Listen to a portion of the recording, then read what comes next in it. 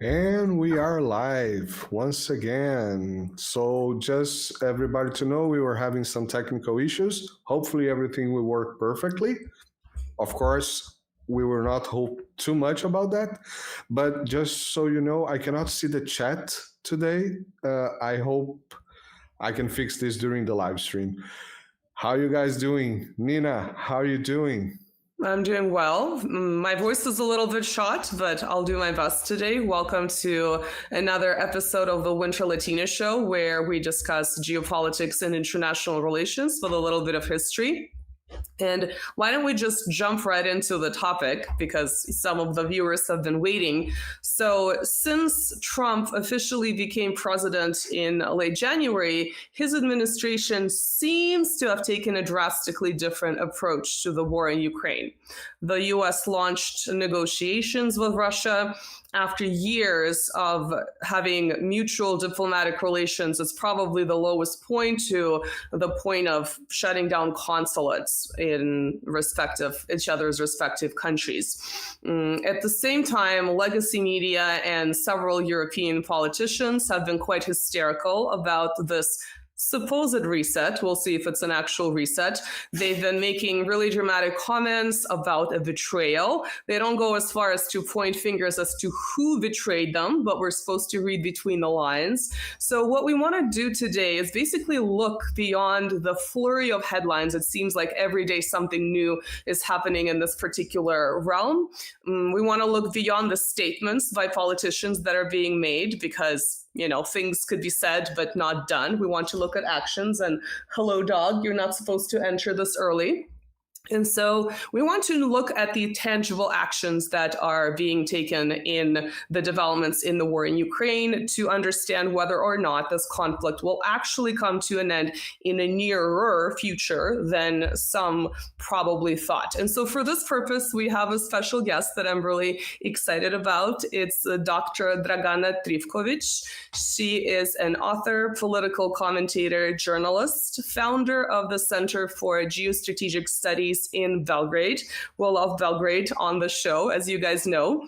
She has been involved in these related realms for several years. She travels extensively, so she should be a wealth of information on geopolitics in general, and specifically on the Russian perspective and, the Slavic perspective, perhaps the Serbian perspective in this regard. So Marcelo, let's bring her on. Yeah, without further ado, welcome back, Dr. Trifković. How are you doing? Thank you very much. I'm good, and thank you very much for inviting me. For me, it's a great honor, and thank you, Nina, very much for these nice words.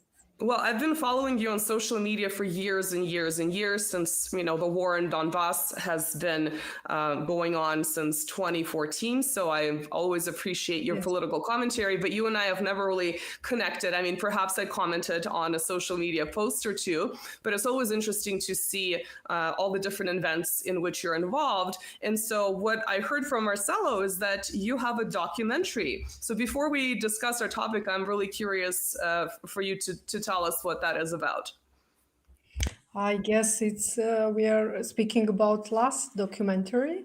It's published recently in January this year, and it's about the Donbass. It's a Russian production, Vopreki.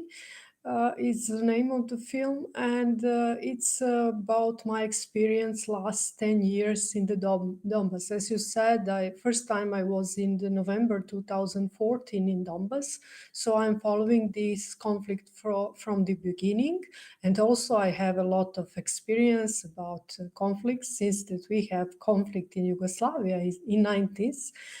So I'm always comparing this conflict in Yugoslavia and Ukraine, because I have this kind of experience. So this documentary was about this, my experience and my opinion on what is going on really in Ukraine, what is the cause of this conflict, and everything else, who is involved there.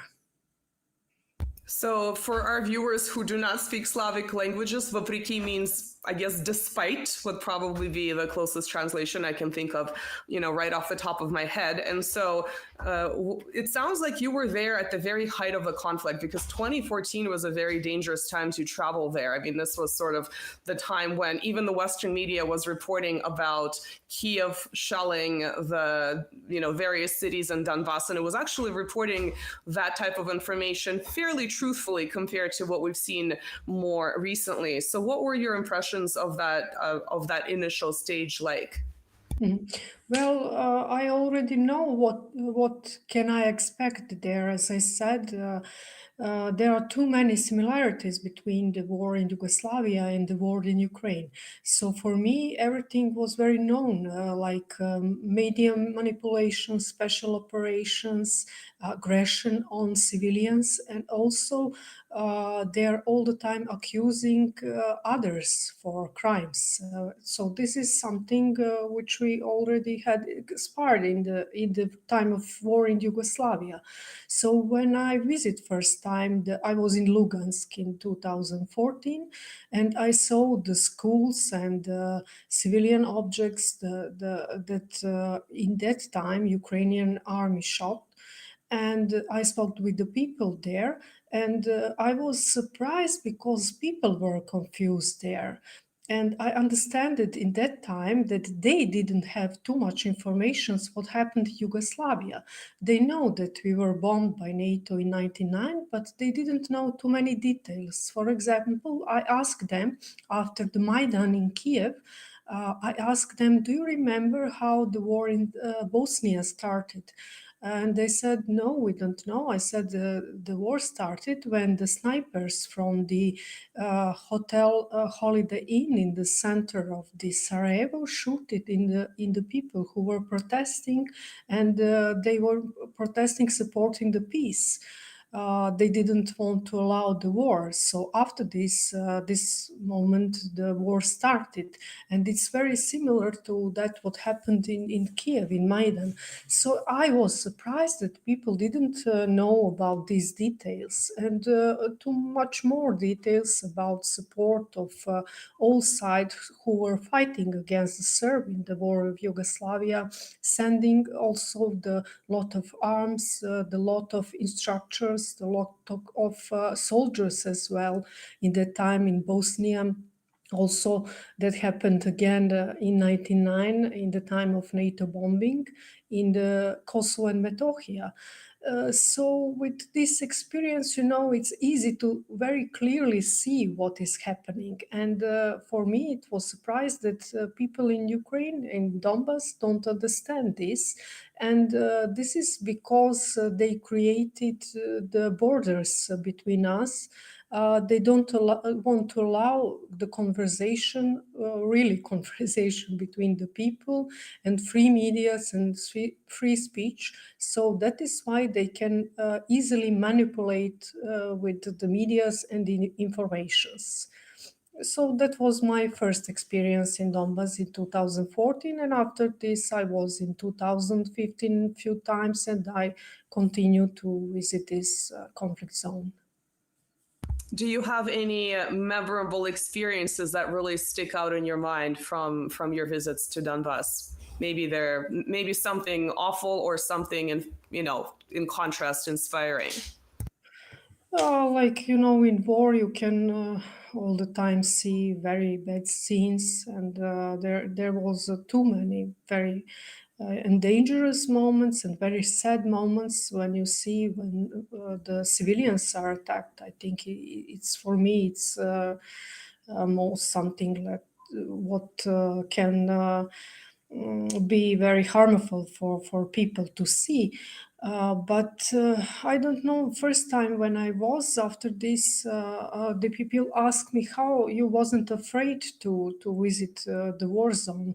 But for me, it wasn't something dangerous because of that I was in 1999 in Serbia. I was young in that time, and I had the experience that Tomahawk rockets were flying around me, and we were bombed in that time 78 days. So for me it's not normal to say that it's some normal circumstances, but when you grow up in the war, that begins normal to you. So after this, I spoke with the people from Donbass, for example. They are the very young people who are already 10 years living in the war zone. So they are used to these circumstances. And that is why, yes, of course, I saw a lot of bad things and bad scenes there. But I spoke about that also in the documentary. The most what is most impressed is that when civilians are hurt and it's not possible to help them, that is very bad. Is your documentary subtitled in English for the rest of our viewers to check out? For now, unfortunately, no. But I have my own film about the Donbass. I published this film 2 years ago. The name is I will say in Russian, "Узнаваемый НАТО свидетельство из Донбасса." This is my film, and there are also a lot of videos from this war zone, and there are the English subtitles, so people can see. I can send you the link for this film with the English subtitles, so if someone is interested, he can watch this film. But I will try to make English subtitles as well for this new film, because I think it will be interested in people in the lot of Western countries to see what is really happening.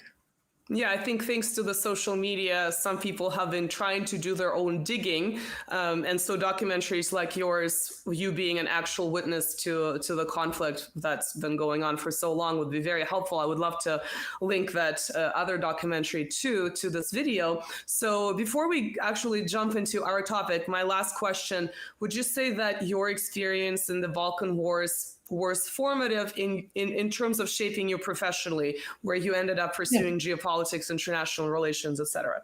Yes, exactly. That is what motivated me to start to research these mechanisms, how the conflicts were created, who is interested in creating the conflicts everywhere in the world, and also these mechanisms of media manipulations, color revolutions, because we had also the first color revolution who was realized in this with these methods of Gene Sharp. It was in Belgrade as well.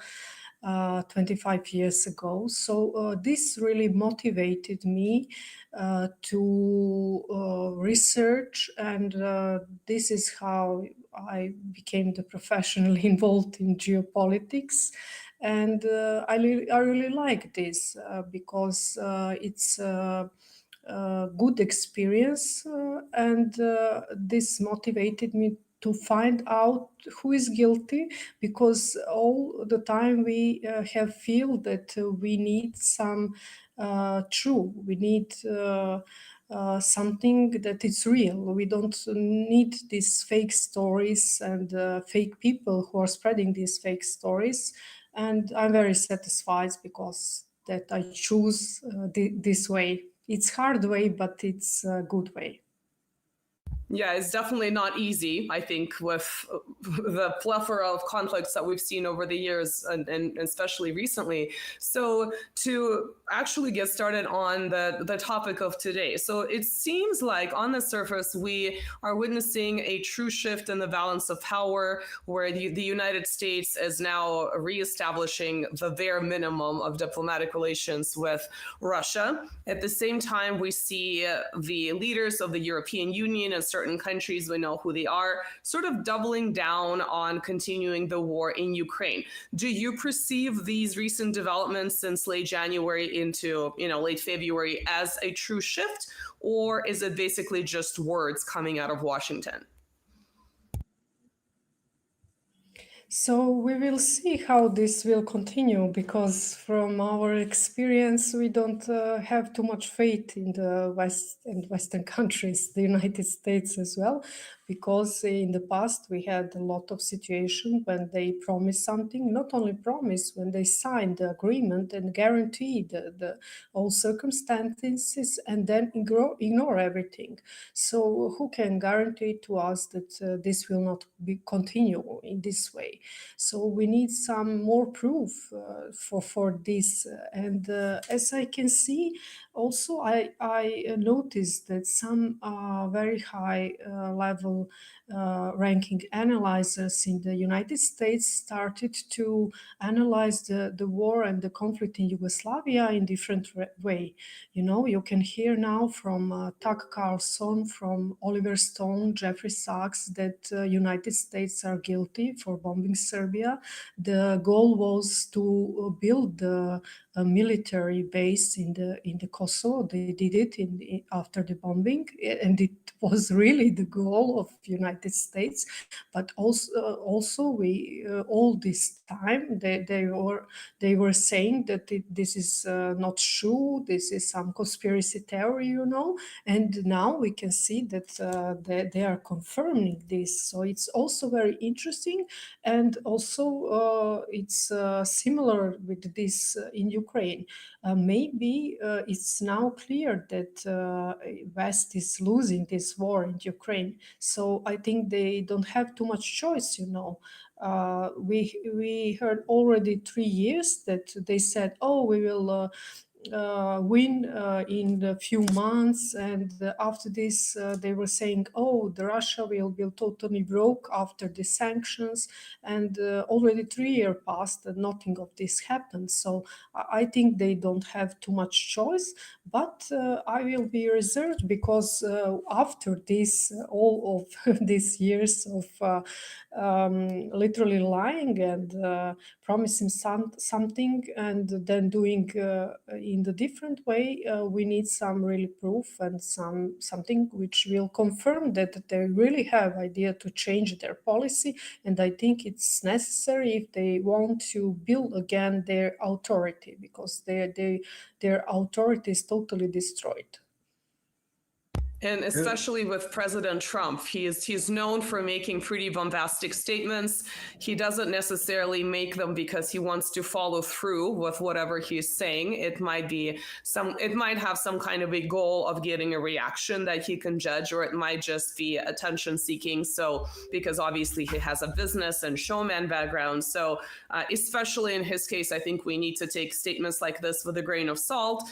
I think specifically we saw the initial stage of the negotiations between the US and Russia, but literally in the last 24 hours, we have the most recent news about the mineral deal between Ukraine and the US, which doesn't seem to be ironed out yet, because the US doesn't seem to be offering any security guarantees. But in that same context, Trump seems to have made statements that the war might continue literally a week after having had these conversations with the Russian side. So I think it would be very difficult to just judge by the statements instead of looking at the actions and perhaps agreements, as flawed as they may be, that would come out of this. Now, correct me if I'm wrong, you seem to spend some time in Russia. And if that's true, what is your impression of these recent changes from the Russian side? Now, I'm Russian, I can read Russian media, but I live in North America, so obviously there are limits to how much access I have. And I've read the full spectrum of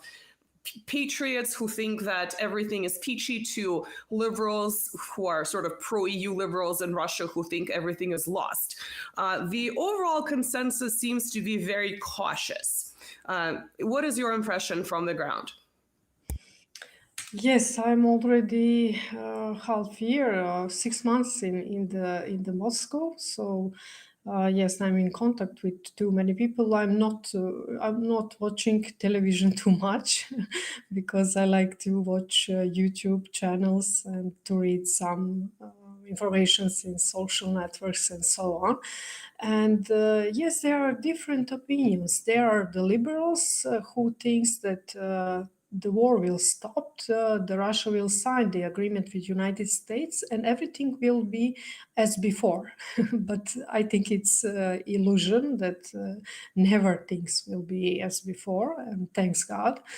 And of course, there are people who are suspicious, as me. They think that we should be very careful with the West and Western agreements. And maybe we will be in the same position that we will agree something and they will continue to act as before, to send the arms to Ukraine or to have some other plans how to create the problems to Russia.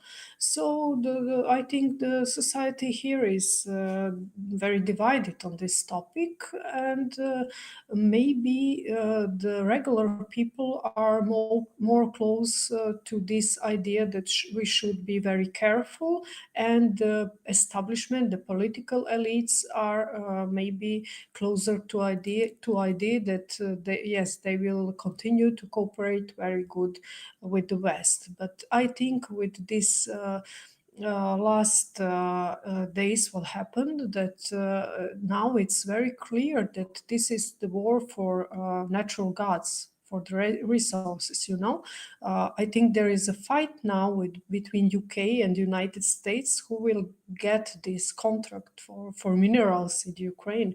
And it's totally crazy, It's obviously that this is the war for natural gas and resources, and which is, I don't know, I remember also 90s and this Madeleine Albright, who were involved really in the lobbying for bombing Serbia, and she's worried that Russia has too many natural gas, and Siberia should be split between different countries and so on. So this, what is happening, confirmed these ideas. Yeah, definitely. That's been one of the underlying factors with cutting off Russian energy partially, right? And then trying to find alternative routes to still get Russian energy, but at higher prices via India and, basically bypassing their own sanctions, which has been amusing if it didn't have such a sad side effect with the loss of life in the war in Ukraine. What about the question of, prior to 2022, let me put it this way, some analysts would say that there was a particular segment of the Russian elites that were still wanting to face West, and they were very cautious about increasing their strategic cooperation with China. Do you think now that we're, into the third year of the war, those elites have changed their mind or have lost a little bit of their power in terms of seeing these maybe positive signs very cautiously coming from the US? Do you think they would kind of want to turn away from what's been going on in the developing the strategic partnership with China and try to cooperate with the US? And my second part of the question, it seems like that would be one of the goals for the US, would be to break up the partnership between Russia and China. How do you view those two related questions? Yes, I totally agree. I think this is one of the main goals of United States, to break these relations between Russia and China. Because if we remember these words of Brzezinski, who was the famous American strategic analyzer, he said that United States cannot fight at the same time with China and with Russia, and we are literally now in this situation. They are confront with Russia and China as well. So I think that for the future and for creating some really multipolar new world, it's this Chinese-Russian relationship and cooperation is very important. It's really very important, and for the elites, that some of representatives of these elites left the Russia after the beginning of special military operations. Some left and went to Israel. They said after this they cannot be in the country who is aggressive to neighbors, but it's very strange that they don't see this Israel aggression, for example, and that Israel is making problem to Syria, to Iraq, to Iran, to many countries in the Middle East, and some left in the European countries. But I think they are really not satisfied now, because I had a call also from my friends from Europe, and they are complaining a lot because of prices in Europe and economic crisis, and also the security. You know, the reason why I want to stay more in the Moscow now, it's because the Moscow is most secure city in the world. I think it's very secure here, and everything is in order. And in Europe, it's unfortunately you cannot find this now. So in some way, I think things change in that way, that when the problems start in the Soviet Union, in Yugoslavia as well, in 90s, we could see it with our eyes. But now the things are different, and I can see some of these processes in Europe as well. And I think this is the big problem for Europe and European people. And now the elites in Russia are some of them understand it, that things will not return. So now they're trying to find some alternative, and they're trying to change the partners. I mean, to replace the Americans with Chinese and with Eastern markets. And yes, we can see that, but I think really that the future is in cooperation with Eastern countries, because we can see that Eastern countries are now the leading in the economy, and especially China. So for the stability, this Russian-Chinese cooperation is very, very important. Thank you for explaining that. Certainly, the Russian-Chinese partnership launched in the early 2000s, so this is not something that developed recently. It's become more advanced and deeper in the last few years, but it's something that's been built for many, many years since the dissolution of the Soviet Union. Do you think it's possible to continue developing that very important relationship between Russia and China, but at the same time have a more amicable relationship with the US? We'll leave the EU out of this for now. Yes, we can see that. I think the one of the reason why United States are trying to change the policy. Yes, I already said that they understand that they are losing the game, so they're trying now to change their approach. So it's possible in the future, but now the basic is that we have different circumstances. Now it's not Washington who is playing the game, they're just trying to be a player. But now I think the Russia and China and their corporations, they are having the base and giving the standards. So I think the things can change in this way, which is very good. So in some way, I think that Western countries and maybe European countries are not understanding this well, because we can see they're totally lost in a political way, and they have a big crisis. But I think United States understand this, so that is why I think Trump, he's a businessman as well. He will try to create maybe some business partnership with Russia, and we know that Russians are always they wanted in the past as well to cooperate with United States and all Western countries, but the problem was that European countries and United States didn't want to cooperate with Russia on the same level. They always think that they are higher than Russia and all others, so they can dictate everything. But now it's totally different, and the things changed radically. So do you think that the Sino-Soviet split that occurred in the late Soviet period in the 1970s in the US was successful? I mean, it was obviously building on problems that occurred between China and the Soviet Union outside of the US, but it certainly capitalized on those problems and really maximized the split between those two countries. Do you think that was a learning experience, and in the 21st century, Russia and China are not going to fall for any kind of manipulation coming from outsiders trying to break up the strategic partnership? Yes, yes, I think so. Yes, they have this experience with the West, and also they have this experience of Yugoslavia, the war in Yugoslavia, and the aggression of Western countries. After this, they follow this similar situation in the Middle East as well. So maybe there was just they were just trained to do next step. Maybe the next was the Iran or China or Russia or some big country, really. So I think they understand well this. You remember that in the 99, the Chinese embassy in the Belgrade was bombed as well.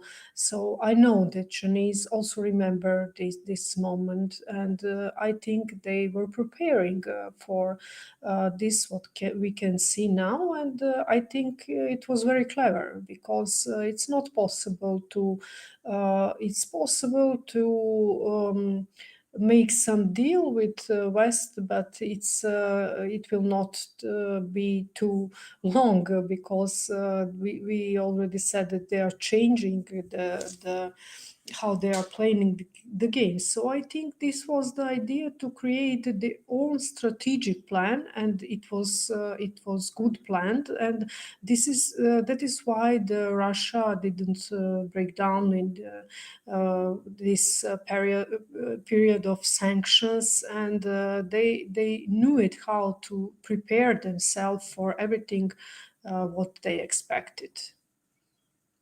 I ask this question, I think, almost every guest that talks about this topic, and you're obviously very involved in Donbass in Russia, and you understand it from the inside, not just by listening to other people's analyses. And the question is, would it have been better for Russia to have intervened in 2014 when Maidan just had happened, when Russia probably wasn't economically prepared, but was much more militarily prepared in relation to the Ukrainian army that was really not trained up to NATO standards and wasn't pumped full of weapons? Or the other side would be the 8 years that it took Russia to prepare were necessary for it to withstand the sanctions and all the other measures that have been taken by the West economically. Where do you stand on this question? I don't think I have it fully resolved in my mind. There are too many people who are criticizing the Russia because they didn't want to interfere in 2014, 10 years ago. And there are still the people who are criticizing and saying, oh, we should not allow this and so on. But, it's smart when you need to fight, when you need to wait. And I think in that moment, 10 years ago, Russia needed to wait. Why? Because they needed time to create these strategic relations, especially with China, and to prepare themselves for this mutual aggression, because we had that experience. This is a hybrid war. This is the economical sanctions, the media aggression, propaganda, special operations, weapons, instructors, soldiers, everything. They use all the weapon against someone. So Russia needed time to be prepared for this and to create the new strategic relations, and to prepare the industry, their own industry, which was destroyed in the time of break of Soviet Union. So I think that was a very smart decision to wait and to prepare, very quiet to prepare for the next step. And I think it's very important, and this is maybe the most important for this, why the Western powers now are in the problem, realizing that they are losing the war. And if you get in the trap, then the things can go in a different way. So I support this view that it was a smart decision, no matter that someone is criticizing, but when you start to speak with them about these arguments, they don't have answers. Okay, that's really interesting. That sort of makes me lean towards my initial impression about not being economically prepared in 2014, but being better set for the conflict that was bound to happen anyway in 2022. To what extent do you think Russia's political actions, especially in the war in Ukraine, but also in other realms, are informed by the way Russia would be perceived by its new partners like China and others sort of in Asia?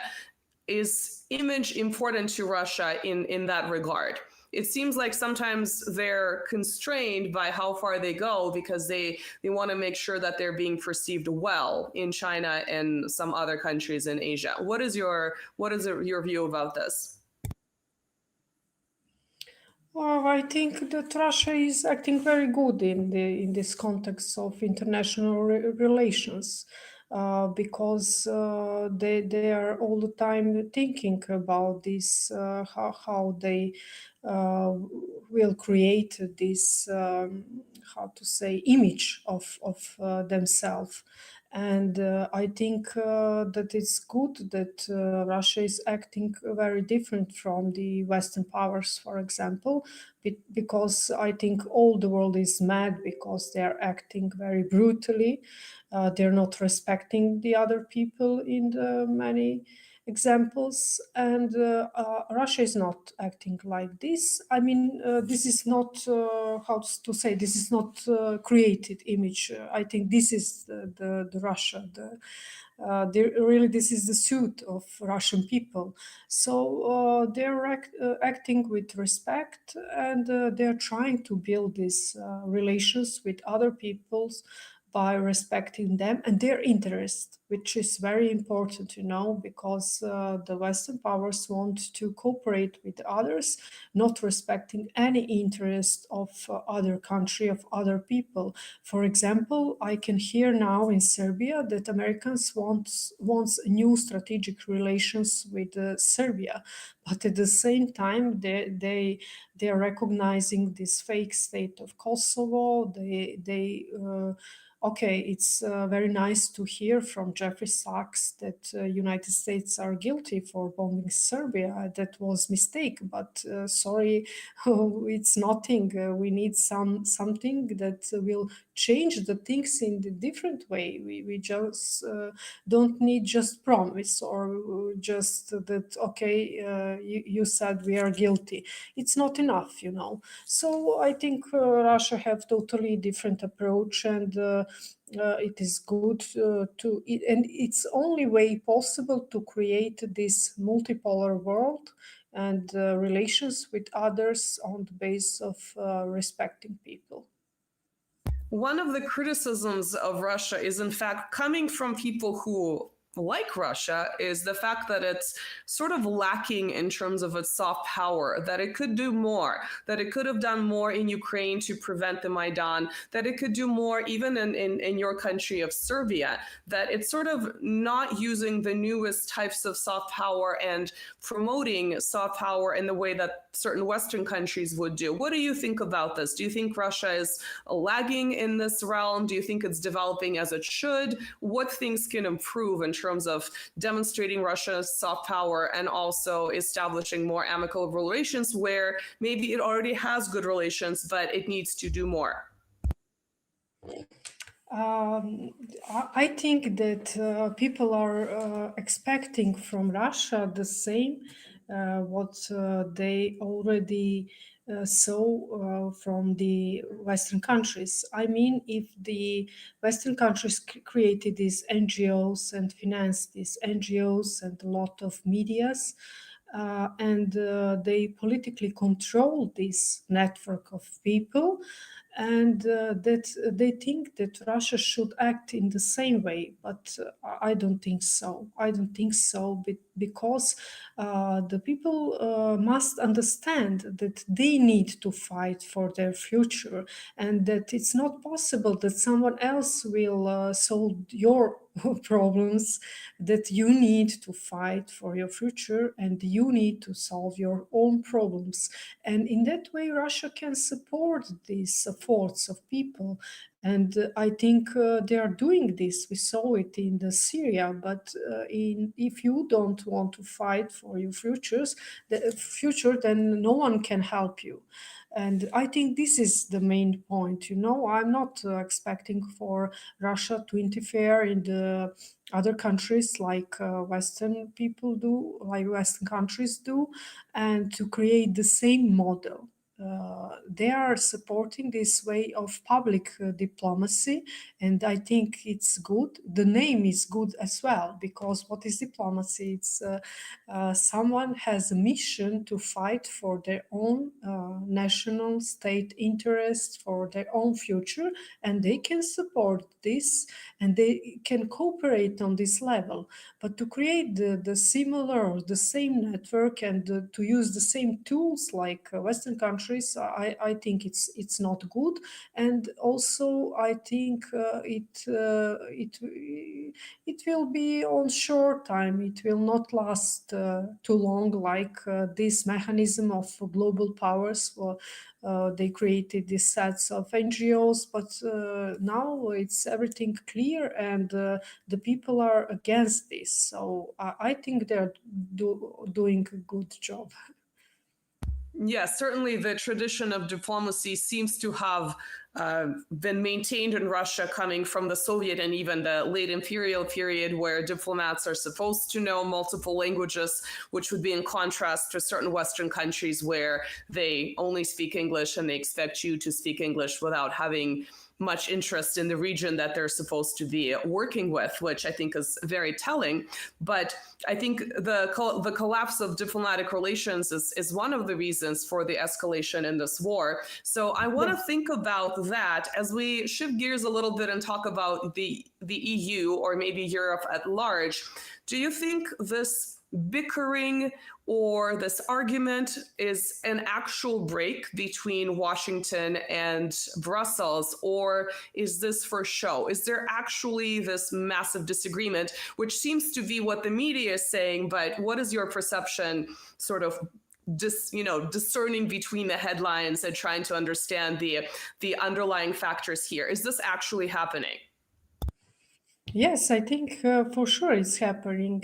We can see a lot of misunderstanding between Washington and Brussels and London as well. In the past, they were like united against all the world, but now we can see that they are fighting between themselves. As we mentioned, the Ukraine and this situation with the natural gas, there are rumors that Zelensky has exactly signed the agreement with the UK, and that he wants to give to UK to use these metals in the Ukraine. And as we can see, the Trump is now insisting that he wants to sign the agreement with Zelensky. So this is the obvious example and one thing where they are confronting. But I think that there are too many topics, like economic topics as well. We can see that in the past years also they had a lot of misunderstanding, for example, between the United States and France, where the France sent the weapons. I think in Australia they decided to give up on contract with France on buying the weapon, and then United States said, okay, we already signed a contract with Australia. So you can find a lot of these examples everywhere. And yes, we can see that there is the fight inside these Western structures. So we cannot speak about the collective West now, because there are too many interests in the side inside this group. And yes, I know that European countries are not satisfied at all with these relations with Washington now, especially now with the Trump, because they don't know really what to expect from the Trump and his administration. And in some way, from the people which I'm speaking, they said that they are very mad because the Trump is destroying Europe, and the United States want to destroy Europe, and so on. But yes, we speak about the historical moments and how the Europe was built after the Second World War with Marshall Plan, and then you can see the Washington have a different opinion. They think everyone is thinking on his way. United States are saying, yes, but we supported Europe and built Europe after the Second World War, and after this we saw that Europe wants to cheat at us with Russia and to buy the Russian the energy from Russia and so on. So this is like we can hear a lot of these problems and misunderstandings. And that is why they are not, I think, honestly talking between themselves as well inside these Western structures. I recently saw, literally the other day, an interesting article by the Russian economist Mikhail Delagin. You probably know who that is. He has a media presence. And the article had a very clickbaity title. It was called The Secret Anglo-American War. But the facts that you brought up in that particular article were really interesting to me, because he talked about the disagreements on the way the war in Ukraine should have been pursued, and all of these disagreements regarding the British influence on the EU, where, you know, obviously the UK is not in the EU anymore. Now, nonetheless, the article argued that the UK was trying to dominate the EU, where Washington kind of saw that as its own natural, you know, hegemonic realm in Europe. So that was kind of an interesting indication of the split in the Western consensus that you talked about. But the other thing that interests me is that I think for years we've had this polite way of presenting leaders of the European Union and perhaps certain countries in Europe, the big countries, and the Washington as equal partners. But that, of course, was not what the relationship was about. It was never an equal relationship. It was one of vassalage. And now with Trump, who is, you know, very loud and sometimes says things that you're not supposed to say out loud, that image of an equal relationship seems to have dissipated, and the true, you know, the true relationship of sort of a master and a lackey seems to be more obvious. And it's almost like that's the thing that's really annoyed European leaders, because they're not really a fan of having that decorum of at least being presented as equal partners now gone. Now they're being treated as lesser than, and they're really unhappy about that perception. Whereas, of course, they knew the relationship was never equal to begin with. So where do you see this perhaps split between Washington and Brussels and perhaps London heading? It seems like Europe is really doubling down on its support for the war in Ukraine. They just went to Kiev. They made more promises of money and arms, et cetera, et cetera. But it seems like that's just not a direction that has a future, not even a long-term future, not a short-term future. Where do you see that split developing within the West? Yes, I think this will continue. As you said, now it's obvious that Trump is not respecting the European leaders, and in the other way, I think their leadership is also under question. I mean, they don't have really too much political authority, and this is also very well known. People in the Europe don't respect this, their own politicians, their own political leaders.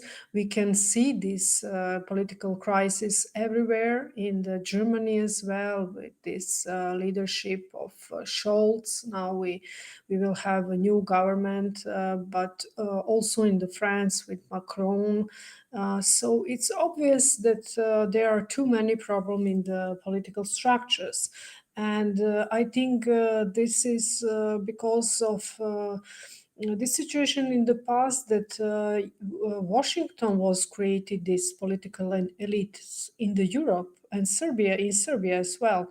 They are using the property people from themselves. They created this network of the deep state, I think, everywhere, from the people who work in the different institutions, in the parliament, in medias as well.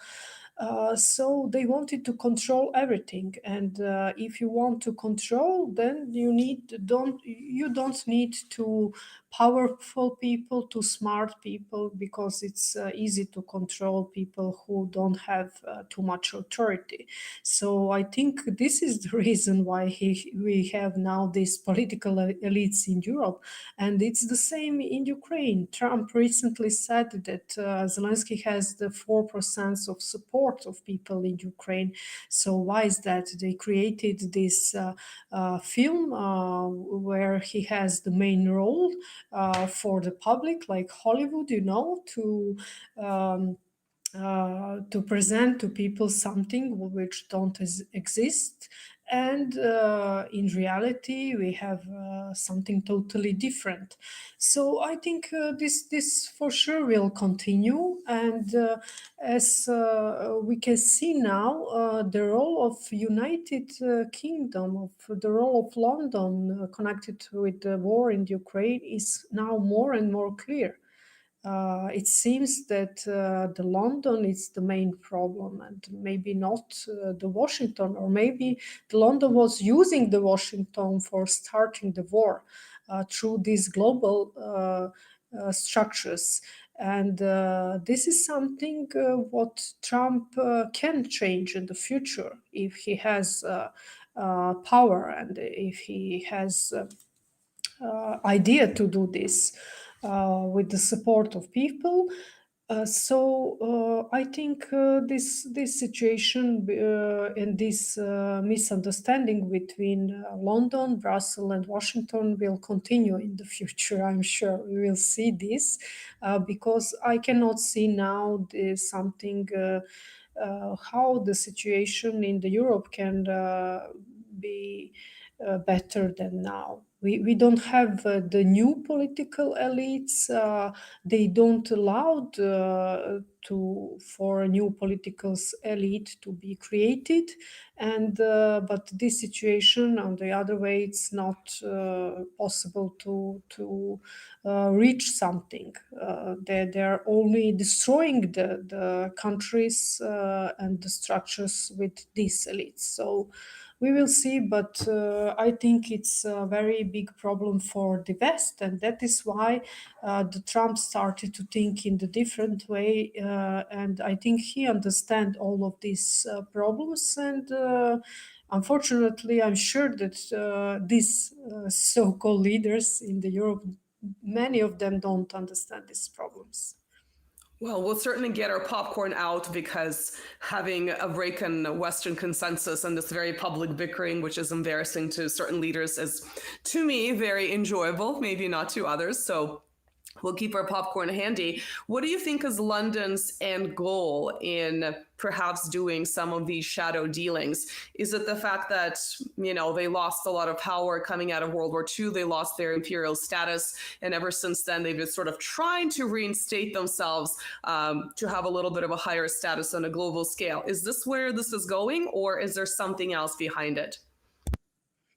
Yes, I'm sure that they lost their imperial status, but they are still acting like they have this imperial status, and I think this is the main problem, you know.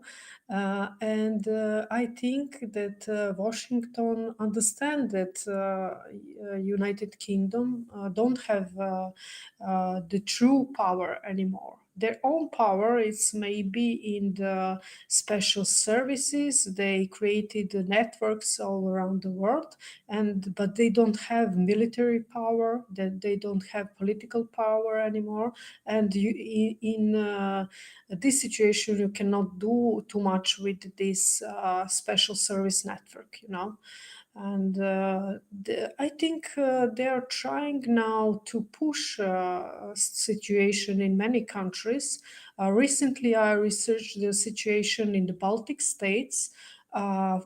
Recently, my good friend, the Professor Alexander Gaponenko, was arrested in Riga, in Latvia. So he was speaking in the conference online because he wasn't allowed to leave the Riga, and he was speaking there about the ethnocide of the Russian people in the Baltic states, in the basically Estonia and Latvia. And after this, he was arrested and put into jail. He has 71 years, 71 years old, and he's the professor, scientist. And this is saying that this situation is very crazy, for example, in Baltic states. And I think this, especially British structures, have very good influence there. But they don't care. For example, we heard this speech of the Vance in the Miehen in this security conference, and seems that they don't care about at all about what he said there, because he exactly said that too many European countries don't care at all of opinion of their own people, and they don't want to hear the opinion, and they're not allowed in free speech. And this is the example, you know, when the scientists speak in the conference and get arrested after this. I think, yes, we can see this kind of conflict between UK and the United States also in these examples in the Baltic states. And I'm not sure, but I think that UK don't have too much perspective, and it's obviously they don't want to give up. So they will continue to create the problems, but the main thing is that they don't have too much power. As we can see in the Ukraine, they are training this Ukrainian army. I saw the pictures of King Charles. He visited these armed forces of Ukraine, which were training in the United Kingdom. And they are pushing also, they have a big influence on Zelensky, because every time when Zelensky traveled to Washington, he's traveling in London before this. I think he's going for his opinion there. I think this is good, because we will be able to clearly see who is on which position. And this is something that could help for solving the problems and for stopping the conflicts, you know, because who are the creators of the doctrine of clash of civilization? This is the main point. And yes, there are jokes, some jokes that if you see the two fishes in the ocean fighting between them, that is a sign that some Englishman it's there. So yes, I think that everything is fine, everything is good, because you know, we cannot change the things in the dark. And now the things are more and more clear. So I think it's very good. Do you think the problem with continental elites in Europe is that they really believe their ideology, or is it more about just holding on to power? Like you're saying, they don't really have much popular support. Their population seems to be quite disconnected from what they're doing. They now seem to be losing Trump's or Washington's support, at least at the present moment. Things may change. And what is it about? It just seems like there's this complete disconnection from reality, from the reality on the ground of the war in Ukraine and where it's going. What is the main problem with the European leadership on the continent? So excluding the UK. In Europe, I think we have the same problem. The problem is that political elites, they don't have any ideology. They're just for them the politics is a business, you know. It's like you're working in some corporation, and that is why we have fake this ecologists, fake lefts, fake rights. Everything is fake patriots. Everything is fake, you know. There is not too much people who are not fake. Because if you control something and someone, then that you are expecting for these people to be very flexible, you know. And today you can be patriot, and then tomorrow you can be revolutionary. Everything what is necessary in this moment. It's like in the business, you know. You're paying someone and you're expecting someone from for this money, yeah. And this was the system which was created by these globalist elites. I don't want even to say Washington, because Washington is not only guilty, and American people are very also destroyed by these global structures. So it's not only Washington. These are the global structures and structures are everywhere, literally. So they don't care about any ideology, you know. And we need to have the people who really cares about the ideology, who have the ideas not of their own interest, because these people in political structures, they have only their own interests in their mind. They don't care really about the country, about the history, about the culture. In many European countries, culture is totally destroyed. Let's see France, for example, the big France culture. It's very destroyed. But can we hear from someone from France, no matter he's from the leading party or opposition, about this problem? I didn't hear too much about this. So the things need to be radically changed, you know. We really need the people who cares, who have ideology, who wants to protect their own culture, their own future, the future of their children, and not these corporate people who are taking care about only how money they will earn and where they will spend this money. This is the only important thing for them.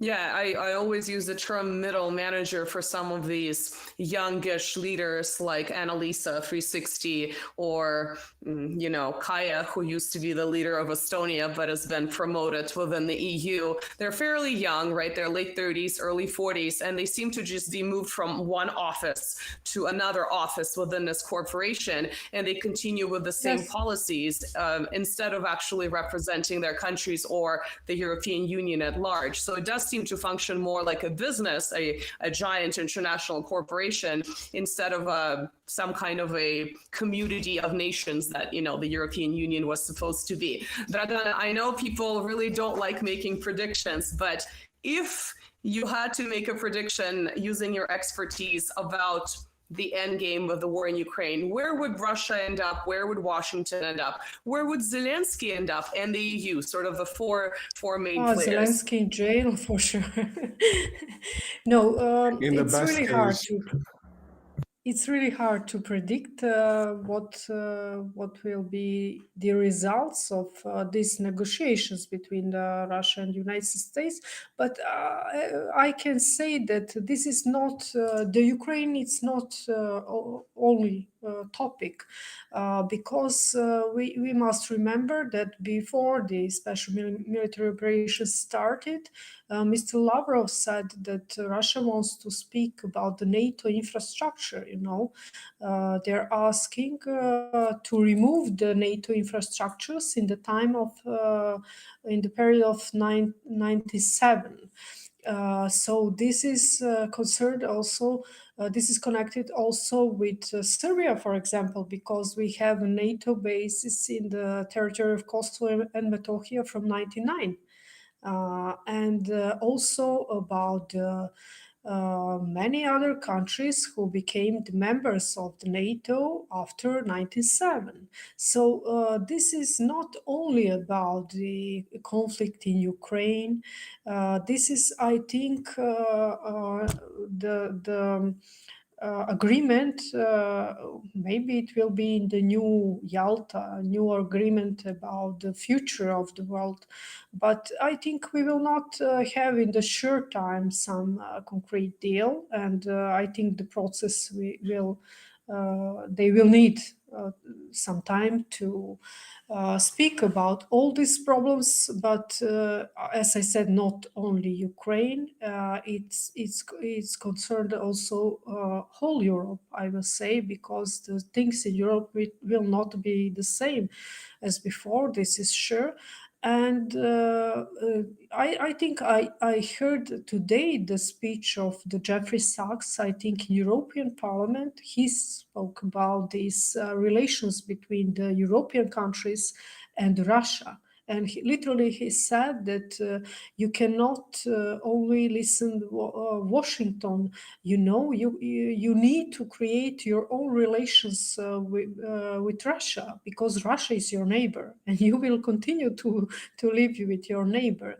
And he was especially speaking about these Baltic states. As I said, this is really hard Russophobia there now. And he said, this is not normal. I'm sorry, but this is not normal. So I think, yes, we will have some agreement on the very important things, and not only about the Ukraine, but we will need the time. This is something that we need to we need time, we need to wait.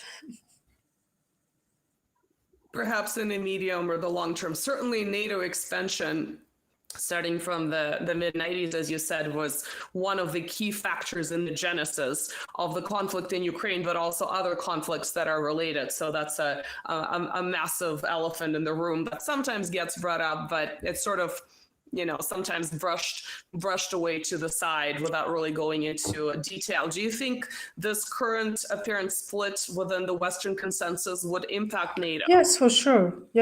I think it will also. No, the NATO has the problem now as well, and they are all afraid about the future of NATO. And also, it's very interesting that some other Western countries, like United Kingdom, Australia, and United States, created this AUKUS, which is the parallel structure. If you don't have some plans, then you don't create new platforms. Why you should need to create some parallel military organization. And also we can hear a lot of voices from United States criticizing NATO. As I mentioned, Jeffrey Sachs, and he said as well that NATO destroyed Yugoslavia, and that was a big mistake.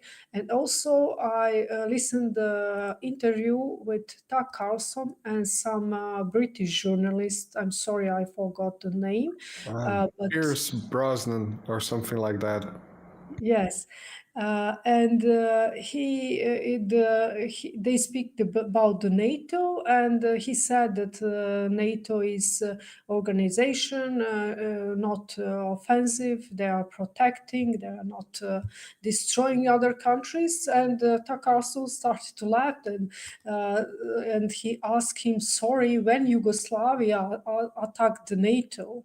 So he didn't have answer. So yes, for sure, I think we need a totally new security system in the Europe, and this system must include Russia. They cannot Europe cannot create the security system without Russia. But I hope that we will all find some agreement on this, because China is repeating all the time that we need global security. We need really to create global security, and we need to fight together with all of this problem with the terrorists, and we have a lot of security problems. So I think the main problem now it's not ecology, green energy, it's security. Marcelo, do you have any questions? I've sort of left you out so far. I know you were anxious for this talk, so I was kind of holding myself here. But yeah, talking about a little bit on current affairs, I'm curious about the situation in Serbia as well as Eastern Europe. I was just reading today that Georgescu from Romania was arrested, and this impacts my life because I'm here in Italy. I have one interesting comment about what you say on the Balkans, and that 15 years ago I used to play online video games, and I have an online friend from Latvia, and I knew absolutely nothing about Latvia or Estonia or Lithuania, and we were talking, and I was asking him, because he had as animals, he had chinchillas, and that's very interesting because it's the kind of thing that the only thing I knew about it was coats made from chinchillas. And he was telling me, look, I'm Russian. I have a Russian passport. When the Soviet Union was dissolved, we could choose. It was all right.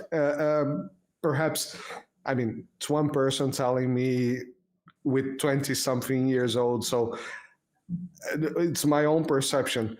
But he was telling me we had half of the population is probably Russian or feels Russian or identifies or speaks Russian, perhaps even more than half. And 15 years later, I watched the TV, YouTube, and you see these people like Kaja Kallas and just Maya Sandu. No, Maya Sandu is the other one. The girl that was caught dancing and having fun. Just speaking absolutely crazy about Russians. I don't know how it was before, but is it possible that this got so crazy in these 15 years? Or so, 10, 12 years, perhaps, even not even 15 years. And I would like to know the situation in Serbia, because we've been seeing the protests, and I'm starting to get very confused on Serbia and Romania situation specifically, because things seems to be changing. It seems like the Soros teams are adapting, and I'm starting to not understand if things are rising organically or they are just adapting again to look organic again, and but just being pushed. Yes. As you mentioned, the Kaja Kallas, it's a very interesting example, as she's the father of Kaja Kallas was very high ranking in the Communist Party in the Soviet Union, and he was very well-known the politician, communist politician from that time. And now we have extra liberal daughter. And what is interesting that in the time when she continued to spread this really hysteric Russophobia, at the same time his husband was working in Russia with two companies. There was a scandal about this, and she didn't care too much about this because his husband the husband was working in the Russia at the same time as she was telling that Russia is aggressive state and so on. So in this example, you can see these double standards, and you can understand that people don't really have any standards. They don't have really any ideology. This is what we already said, that they are just working in company, they're working in the company from Washington company, and they cannot understand that the rules has changed, that the company is not the same. So I think this is the main problem with the political elites, and especially, yes, in the Baltic states, you have a lot of problem in these political structures with the people who are really anti-Russian. They're spreading this hate and the Russophobia. So the things need to be changed. And what can I say about the Serbia? There are too many misinformations what is happening in Serbia. Too many medias are supporting the Vučić and saying that, oh, this is the color revolution against pro-Russian Vučić. But I cannot confirm this because I speak this before as well, that we have these fake patriots in not many countries, in Serbia as well. So yes, Vučić, he came from this radical party, and they had the image of these super extra turbo patriots, Serbian patriots. But this radical party was very useful for the Western structures, because everything what they say bad and wrong about the Serbian people, they had confirmed through this radical party.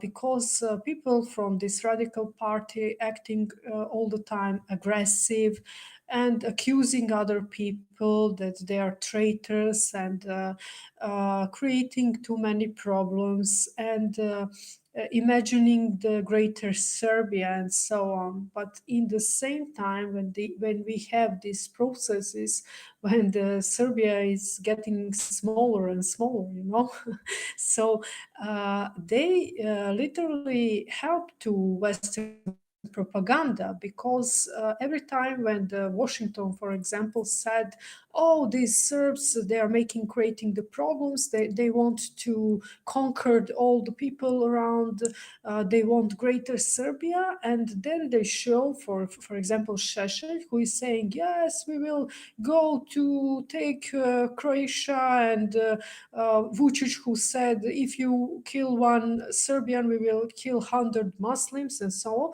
So they said, oh, look, these are Serbs, So these people are not the patriots, This is totally wrong pictures. These people are fake patriots. And I think their policy confirmed this, because, for example, Šešelj organized the demonstrations to support the American invasion in Iraq in 90s. And Vučić is telling that, oh, we didn't impose the sanctions on Russia, but at the same time sending the weapon to Ukraine, or voting against the Russian resolution in the United States. It's not honest policy. It's not pro-Russian, it's anti-Russian policy, but more important, this is anti-Serbian policy, It's against our interest, because the people in Serbia are supporting Russia, not only because of our historical, spiritual connection, but because we have the same problems We have the same enemies. We have the same situations. In this way, how the Serbia was attacked in 90s, in the same ways Russia attacked now with this hybrid war. So this is the problem. We have too many media manipulations.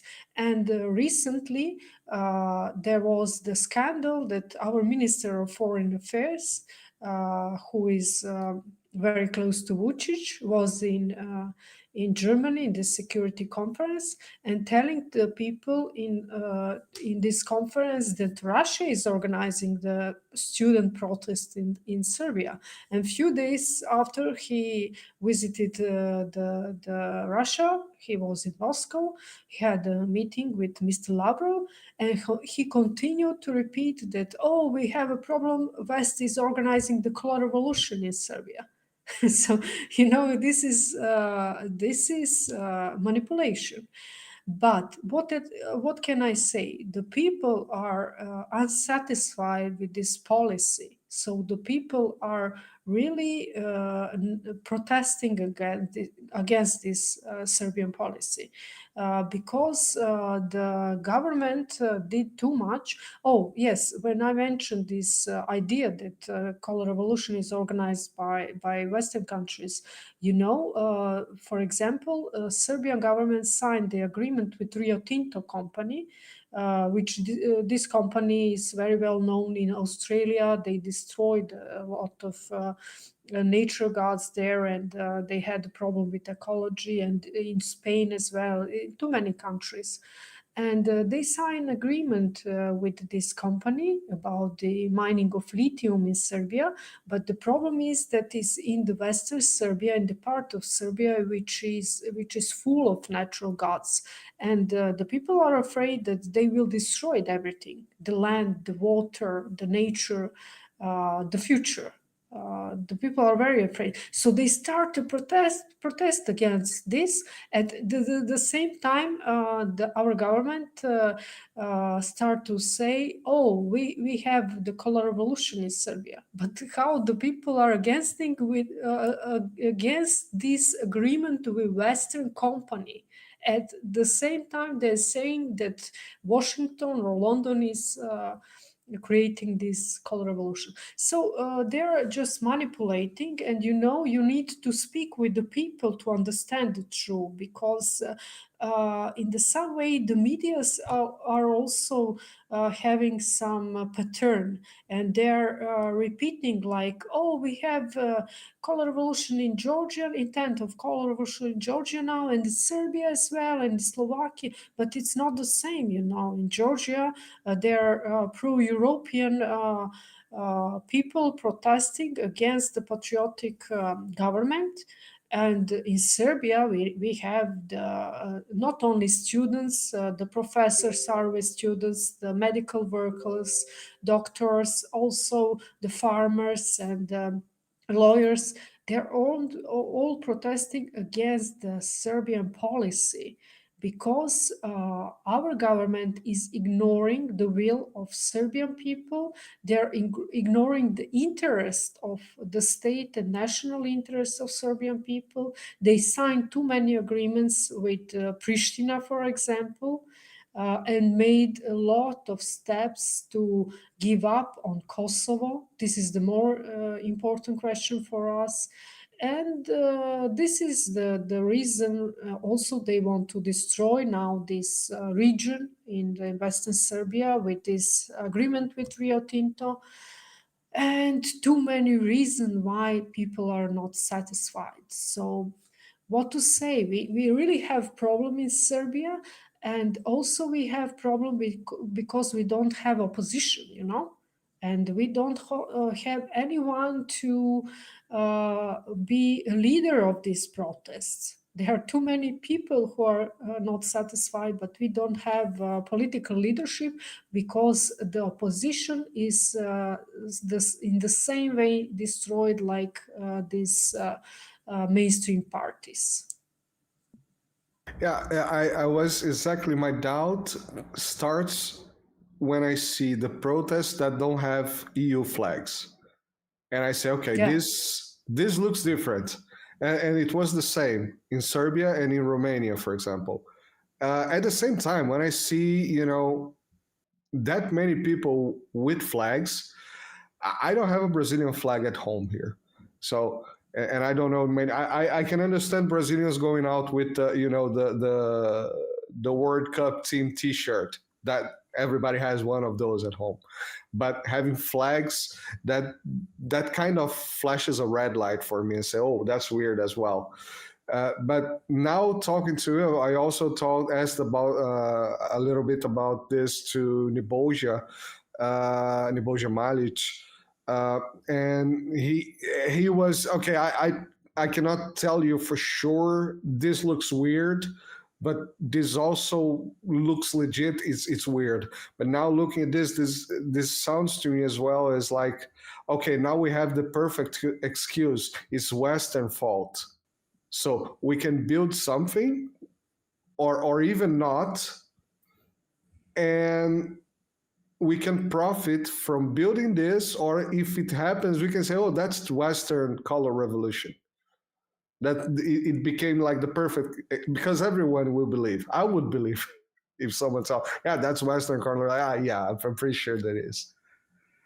And yes, it's easy to manipulate it, and for sure we need to have all the time on our mind that the Western structures can be involved anytime, because they want to be involved everywhere. So we need to have this on our mind. But for now, we don't have leadership, and the problem is that too many people are not satisfied with the policy in Serbia, because our institutions are totally destroyed.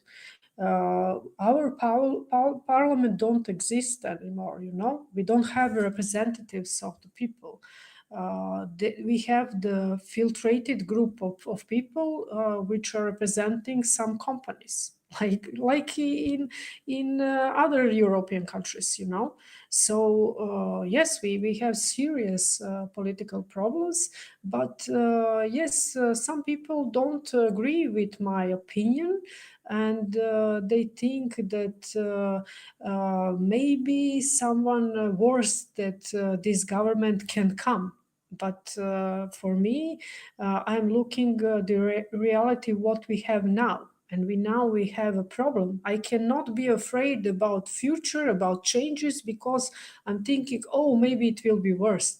But if something is wrong, then you need to change something, It's not enough to say, I'm afraid I will not change anything, because they are also using this pattern of color revolution and October 5 in Belgrade is saying, oh, do you remember after this we had more bad situation? Yes, but you cannot just sitting and waiting for someone else to solve your problems and saying, oh, I'm afraid to do something because it can be worse. So this is, for me, this is not a good argument. Excellent. I see these all the time in the channel. I don't know what I can do. Well, I started a YouTube channel. If it's going to work, I don't know. That's from here, from Italy. That's what I can do for Brazil. It seems like as well. This confusion that Marcelo talks about seems to be a comment on our just general state of things, where people lost trust in legacy media because there have been too many lies. At the same time, social media may show the real situation on the ground, or it might also engage in similar type of manipulation. It might be individuals, it might be agents that would be engaging in that type of manipulation. At the same time, we have had all these color revolutions, so we are sort of trained to perceive patterns and identify them in a particular way. But now this can be turned around as well. So I think the war in Ukraine is a prime example in terms of media manipulation and social media manipulation. So it's just this weird postmodern space in which we operate. So we're kind of, on the one hand, we have an unprecedented amount of information that's available to us. At the same time, the ability to discern that information sometimes is very tricky. So I think we could sort of wrap things up on this note. But to end this episode, Dragana, please let our viewers know where they can find you, I did link your social media to this video, but if there are any other new projects that you're working on that our viewers might be interested in. Yes, I'm not, I don't have some TV show like every day or something. People are complaining even in Serbia and saying that I need to be more present in these social medias and so on. But it's hard because for me, because I lead the Center for Geostrategic Studies, we have about 60 experts and I have a lot of research and a lot of job. And I'm not just, how to say, public person who have time all day to say something. So yes, we have this website of the Center for Geostrategic Studies. I can send you the link and everything we are publishing there. We have now also it's published in English, in Russian, in Serbian, in many languages. So basically they can follow our work there. Also, I have some projects I have some documentaries, I have published the books as well. So I have a lot of different works and yes, I'm also giving a lot of interviews for different medias, and I gave today the interview for Russian media, for Armenia, and a few days ago for Azerbaijan and Belarus. So I'm present in a lot, but in the different countries and in the different medias. And yes, thank you very much, because I know you are very active, Nina, on the Twitter and other social networks, and people are following you. And your work is very good and very important. So for me, it's hard to be so useful in the social networks for people, because I don't really have too much time, but I'm trying all the time when something is important to tweet something and to write something, because people likes to hear my opinion. Thank you so much for coming on. Like I said, I've been following your socials for quite a while, so it's really nice to see you face to face in this virtual format and to listen to your expertise. Marcelo, any final words? Well, yeah, I would like to thank again Dr. Trifković for coming back. Well, second time, because this is a joint broadcast. I'm broadcasting to my channel and to Nina's channel. So we have had a great conversation before, and I would thank you again for coming. We had a lot of 3 weeks of different time schedules that we were trying to work this out, but we finally made it. With technical problems that worked out all the way through to the transmission. That's amazing. And I would like to thank you again, and I hope to see you back in the channel. The door is always open. I have coffee and cake. Please come back as you wish. Nina, thank you very much once again. Is it just... Yes, thank please. you very much. It was my pleasure. Is it just virtual cake or and coffee, or well, I do have cake here, but I think we're about 3 days travel from Moscow to here now. But okay. We eventually have coffee and cake for sure. Thank you. I forget to say that I'm also traveling a lot. Tomorrow, early in the morning, I have a flight to Sochi, and I'm going to Abkhazia to observe the elections there, and also organizing a lot of conferences. So in the next weeks, we will organize a few conferences in Europe. So yes, this is really a lot of work, but I'm very thankful for you, and it was my pleasure, and it will be my pleasure in the future. It will be my pleasure to continue our conversation.